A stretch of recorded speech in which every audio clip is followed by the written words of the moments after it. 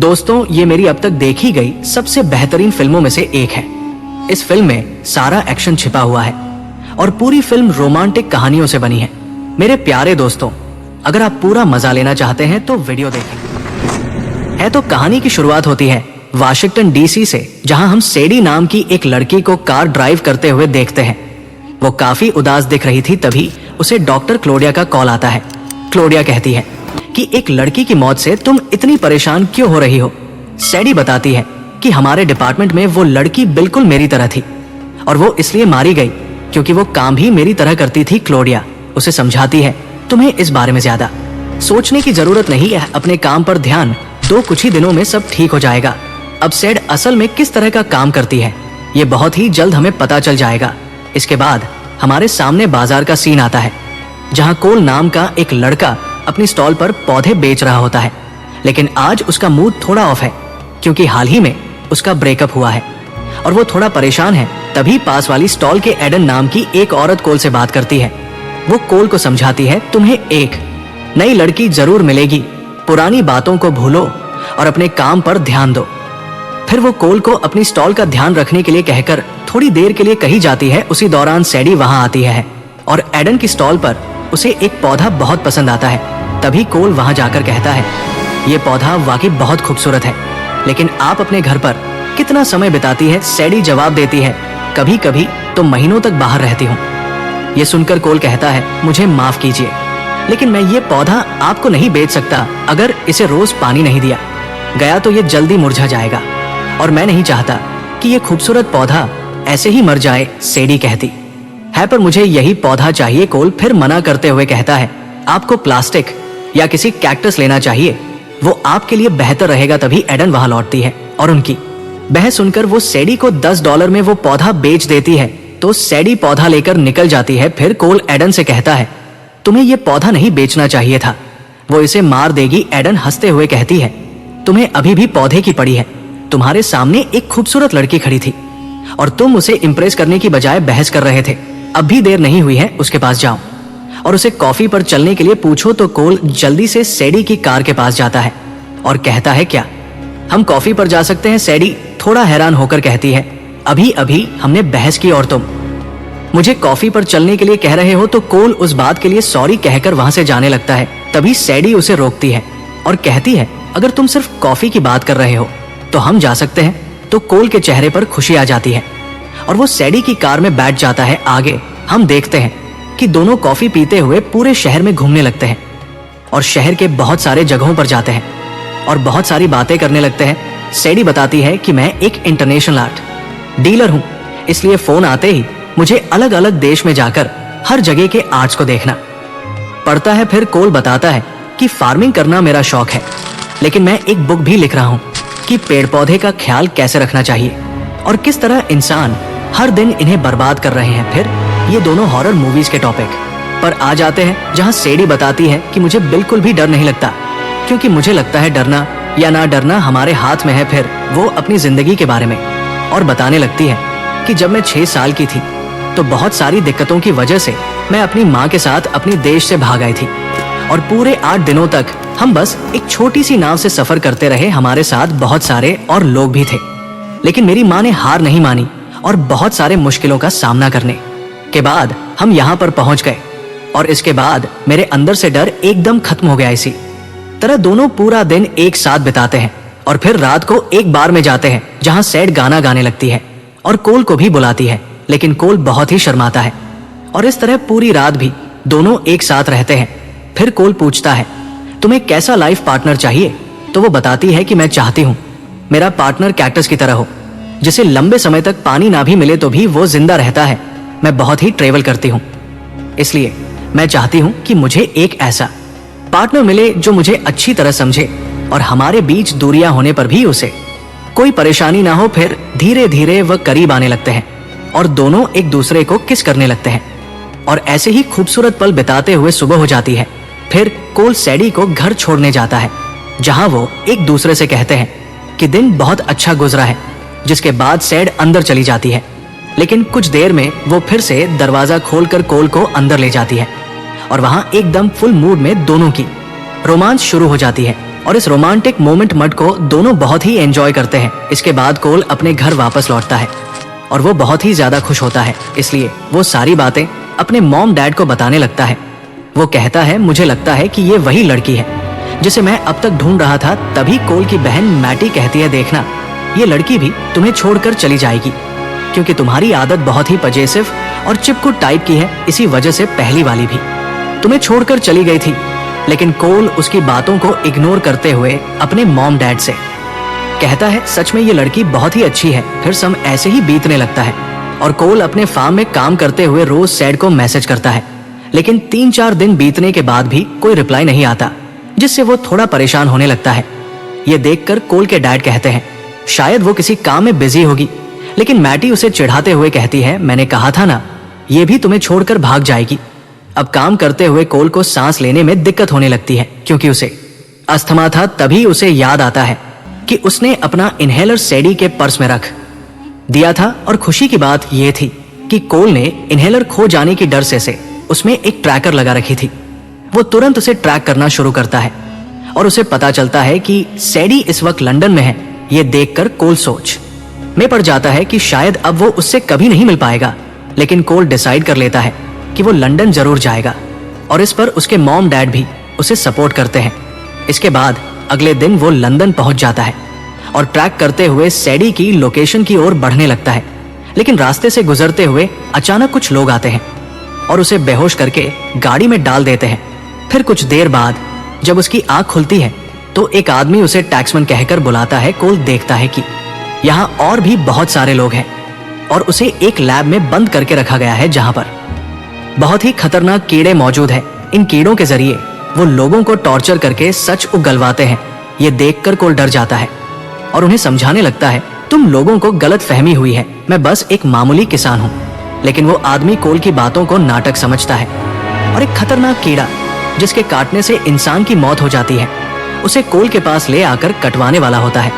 लेकिन तभी दीवार तोड़कर सैड अंदर आती है और शूट करके कुछ ही पल में सबको मार देती है। ये देखकर कोल पूरी तरह शॉक्ड हो जाता है कि सैड कैसे लोगों को मार रही है। फिर कोल को छुड़ाकर सैडी उसे एक गन देती है। इतने में बहुत सारे और लोग भी वहां आ जाते हैं और इन पर गोलियां चलाने लगते हैं। लेकिन वो एक टेबल के पीछे छुप जाते हैं, जिसके बाद सैडी बाहर निकलती है और एक एक करके सबको शूट करके मार देती है। इसके बाद कोल पूछता है कि आखिर तुम कौन हो? तो सैडी बताती है कि मैं एक CIA एजेंट हूँ। फिर वहां से दोनों बाहर निकल आते हैं और वो देखते हैं कि वो एक गुफा के अंदर थे और उन्हें पता लगता है कि ये जगह पाकिस्तान है। तभी यहाँ पर बहुत सारे सेना आ जाते हैं और इन पर फायरिंग करना शुरू कर देते हैं। तो वो उनकी गोलियों से बचते हुए भागना शुरू कर देते हैं क्योंकि भागने के अलावा और कोई रास्ता नहीं था। फिर एक जगह जाने के बाद वो अपने सामने आते हुए एक बस को देखते हैं। तो सैडी मुझे कवर करो कहकर वो उस बस को रोकती है और गन पॉइंट करके बस के सारे लोगों को उतार कर वो दोनों बस में बैठ जाते हैं और यहाँ से भागने लगते हैं। लेकिन सेना वाले अभी भी फायरिंग करते हुए इनका पीछा कर रहे थे।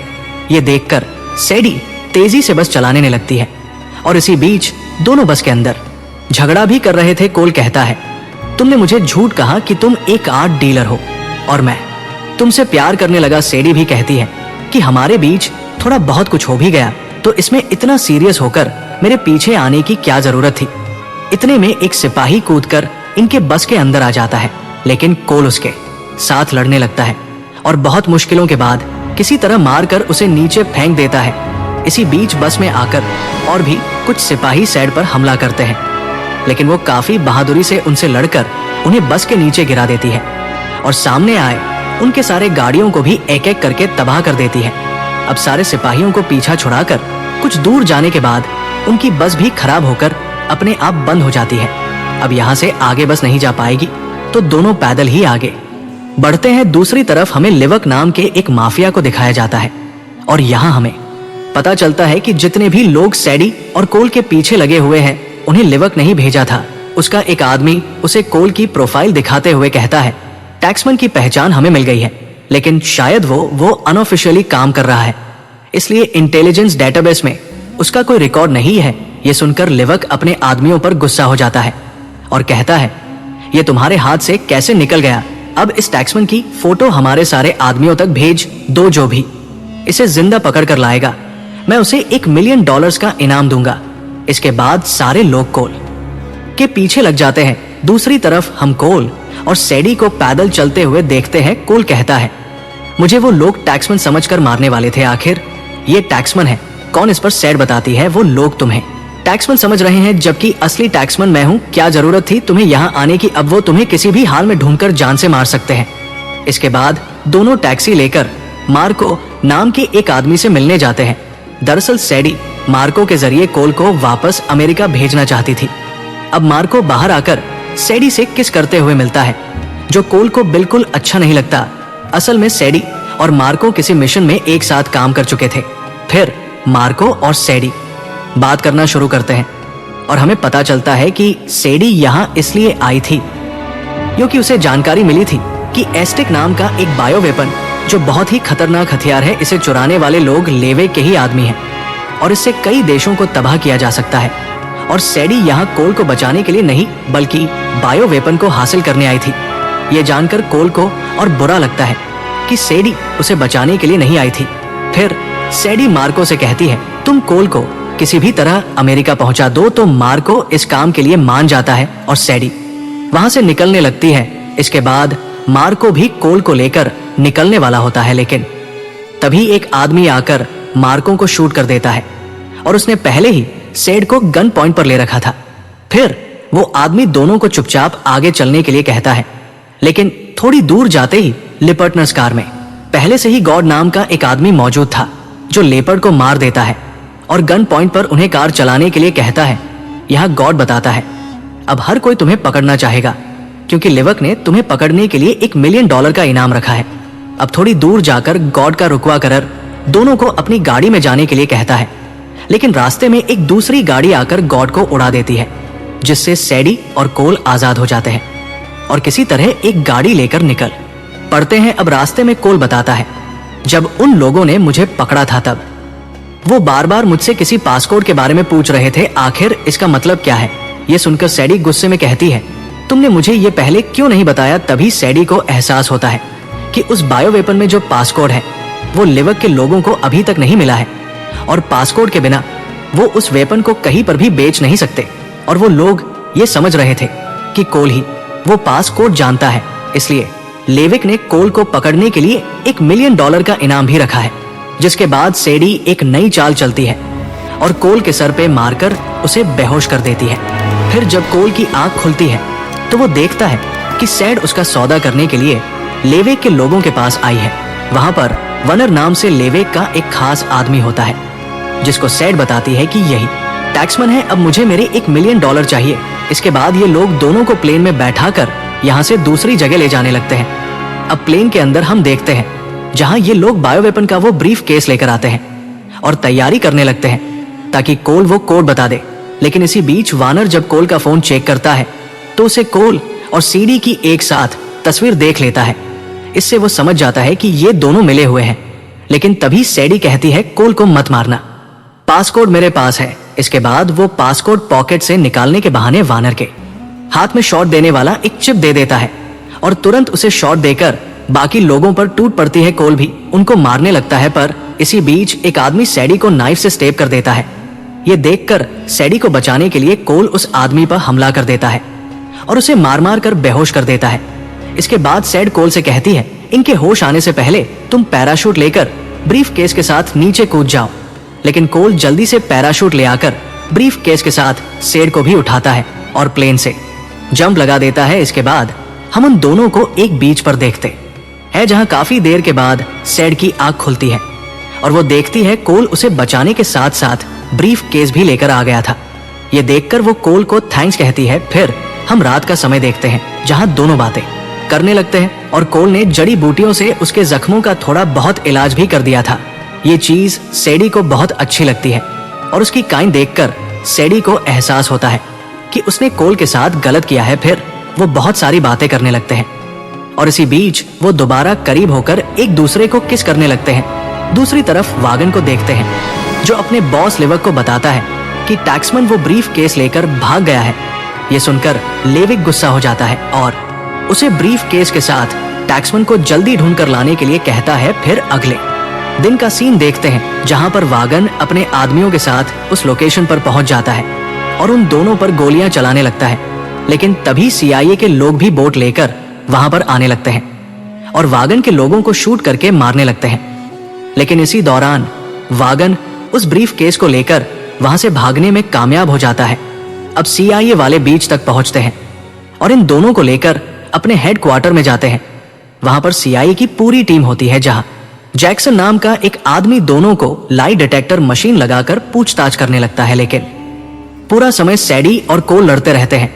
फिर जैक्सन दोनों को रोककर सैडी को बॉस से मिलने के लिए कहता है, तो सैडी जाकर अपने बॉस यानी क्लोडिया से मिलती है। क्लोडिया कहती है कि तुम उस बायो वेपन को वापस नहीं ला पाई और बहुत सारे रूल्स तोड़ने की वजह से तुम्हें कुछ दिनों के लिए सस्पेंड किया जाता है। दूसरी तरफ जैक्सन कोल को समझा रहा होता है कि जितना हो सके सैडी से दूर रहो। सैडी हर बार एक नया झूठ बोलती है और वो सिर्फ तुम्हारा इस्तेमाल कर रही है। उसने अब तक बहुत सारे लोगों को मारा है। इसके बाद हम देखते हैं कि CIA के ऑफिसर्स ये डिसाइड करते हैं कि वो लेवेक को पासकोड का आधा हिस्सा बताएंगे।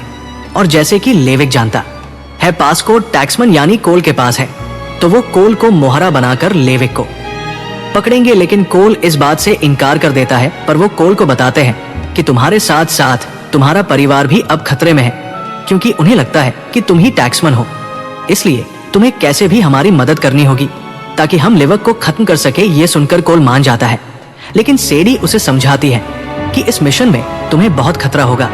ये CIA वाले तुम्हारा इस्तेमाल करके ऐसे ही छोड़ देंगे। इस पर कोल कहता है, तुम्हारे CIA वाले भी यही बोल रहे थे कि तुमने भी सिर्फ मेरा इस्तेमाल किया है और तुम्हें क्या पता कि किस तरह परिवार और हमें प्यार करने वालों को जान देकर भी बचाना चाहिए। ये सुनकर सैड गुस्सा होकर यहाँ से चली जाती है।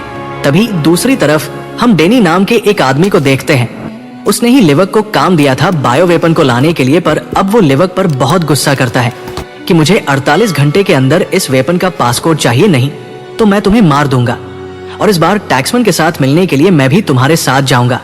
अब लेवेक को पास कोड का एक हिस्सा भेजने के बाद CIA ने कोल के लिए एक टेबल बुक किया होता है और कोल को टैक्समैन कहकर लेवेक तक ये लोकेशन भेज दी है ताकि लेवेक टैक्समैन से आकर मिलते ही वो CIA के जाल में फंस जाए। अब कोल जाकर बुक किए हुए टेबल पर बैठ जाता है और कुछ ही दूर से CIA उसे ऑपरेट कर रहे थे।